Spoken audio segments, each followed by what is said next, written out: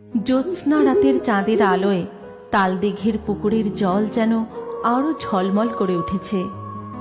গভীর রাত, চারিদিক নিস্তব্ধ, শোনা যাচ্ছে শুধু ঝিঝি পোকার ডাক, আর সাথে সাথে ধূপ ধাপ করে তাল পড়ার শব্দ।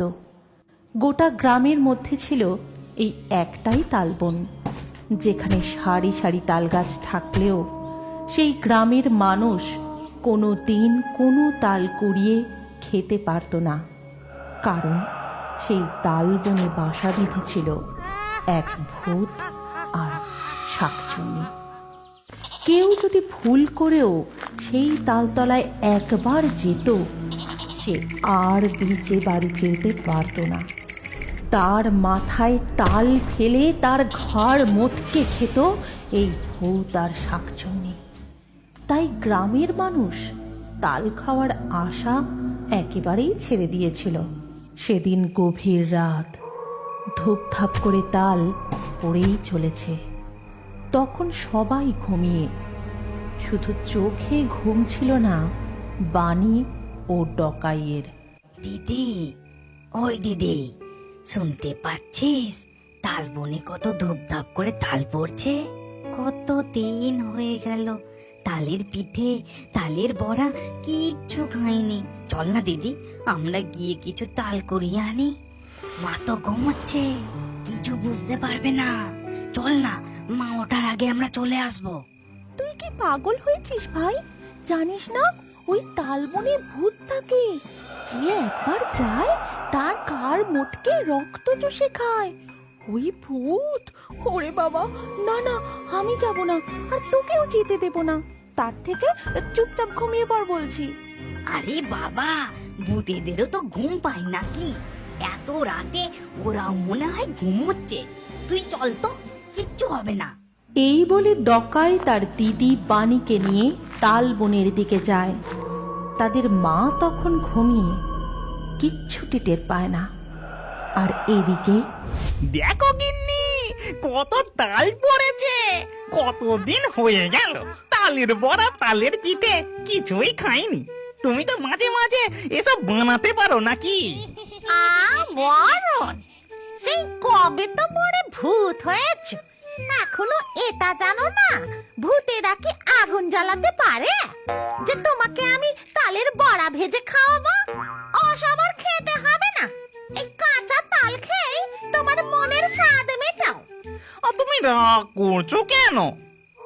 আরে, ওগুলো কারা? দেখো তো গিন্নি, কারা যেন হেঁটে এদিকেই আসছে বলে মনে হচ্ছে।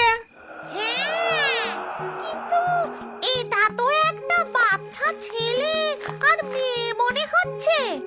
বেটাদের এত সাহস! আসুক একবার, তারপর মজা দেখাচ্ছি। তারপর বাণী আর ডকাই তালতলার দিকে এগিয়ে যায়। আর সেখানে গিয়ে যেই তারা একটা তাল কুড়িয়ে বস্তায় ভরে, অমনি কি যেন একটা তাদের পিছনে ঝপ করে ঝাঁপ মারে। বাণী আর ডকাই ভয় ভয় পিছন ঘুরে দেখে তাদের সামনে দাঁড়িয়ে আছে ভূত আর শাকচুন্নি। ছেড়ে দাও আমাদের, আমাদের মেরো না। আমরা একটাও তাল নেব না এখান থেকে।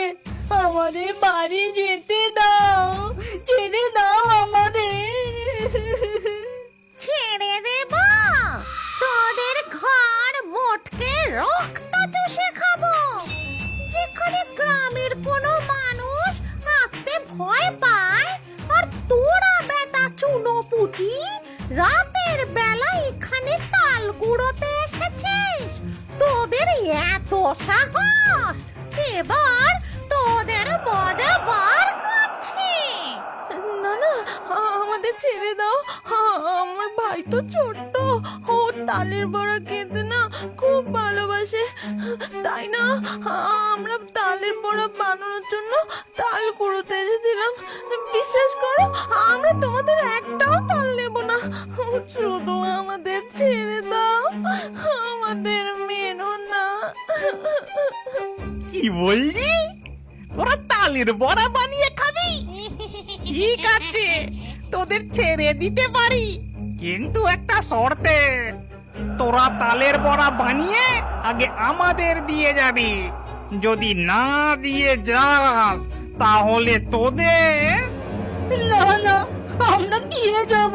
আমরা তালের বড়া বানিয়ে কালকে সন্ধ্যাবেলায় দিয়ে যাব। এখন আমাদের যেতে দাও। এই বলে ভূত আর শাকচুন্নি ডকাই আর বাণীকে ছেড়ে দেয়। এরপর তারা কিছু তাল বস্তায় ভরে বাড়ি চলে যায় ও চুপচাপ গিয়ে তাদের বিছানায় শুয়ে পড়ে। সকালবেলা উঠে তাদের মা দেখে উঠানে বেশ কয়েকটা তাল রাখা। তাই দেখে সে তো অবাক হয়ে যায়। তখন সে বাণী আর ডকাইকে ডেকে বলে, আরে এখানে এত তাল এলো কোথা থেকে? ওই তালতলায় যা ভূতের উপদ্রব, ওখানে তো কেউ যেতে পারে না। হ্যাঁ রে, তোরা তাল আনলি কোথা থেকে? সত্যি করে বল আমাকে, কিছু লুকোবি না। তখন তারা তাদের মাকে সব ঘটনা খুলে বলে। আর সব কথা শুনে তাদের মা বলে, না না, তোদের আর ওই তালতলায় যেতে হবে না।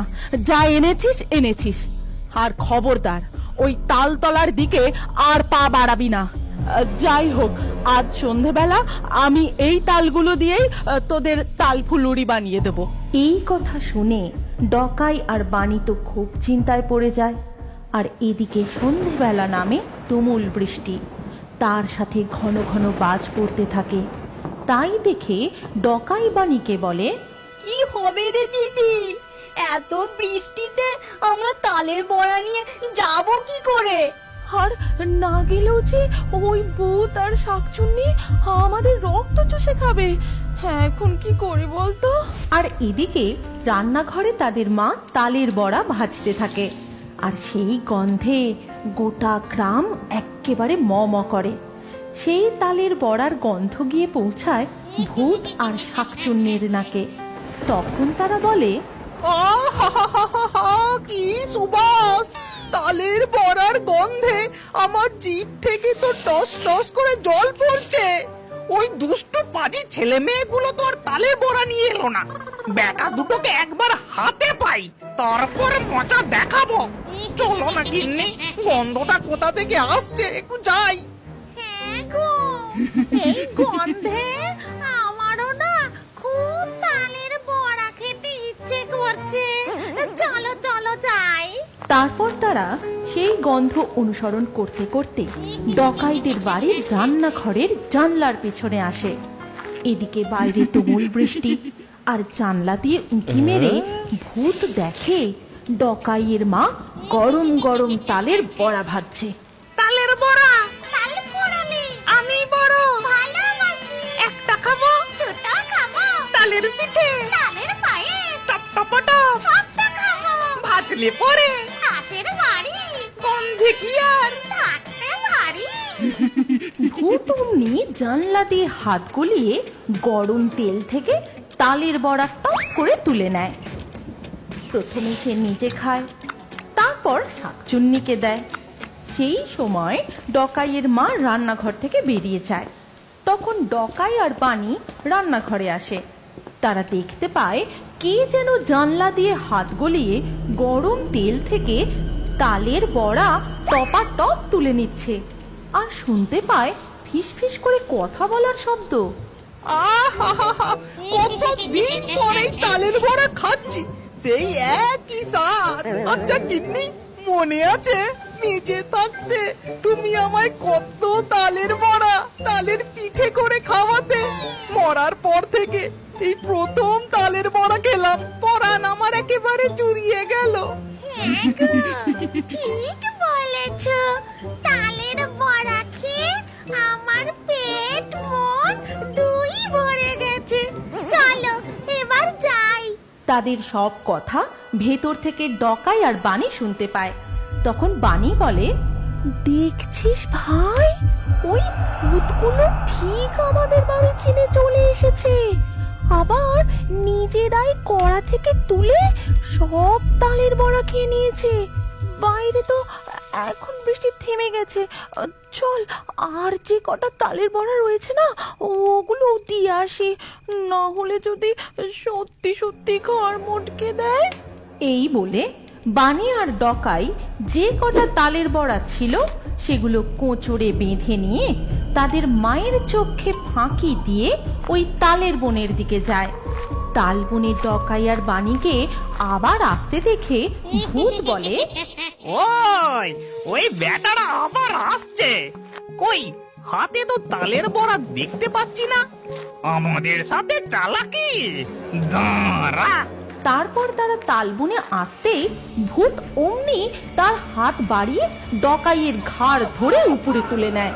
আর তখন শাকচুন্নি বলে, আমাদের সাথে চালাকি, আমাদের তালের বড়া না দিয়ে তোরা একা একাই খেয়েছিস।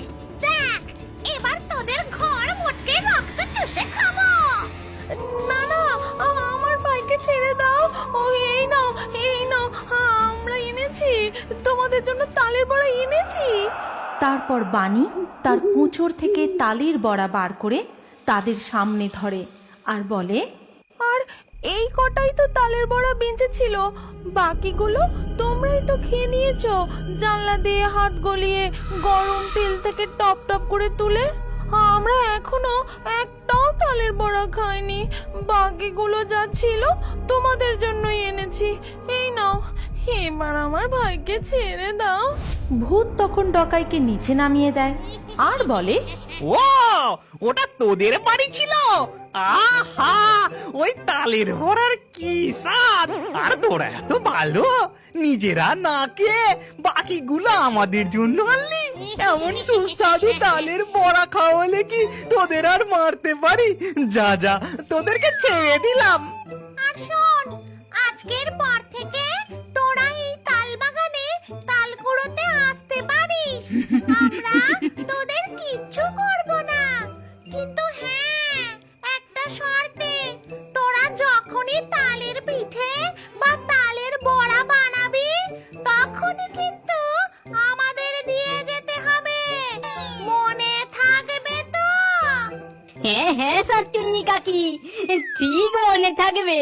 তারপর ডকাই আর বানি সেখান থেকে চলে যায় আর তাদের মাকে গিয়ে সব ঘটনা খুলে বলে। এরপর থেকে তারা নির্দ্বিধায় তাল বনে তাল কুড়োতে যায় আর সেই তালের নানান রকম পিঠে পুলি বড়া বানিয়ে নিজেরাও খায় আর ভূতেদেরও খাওয়ায়।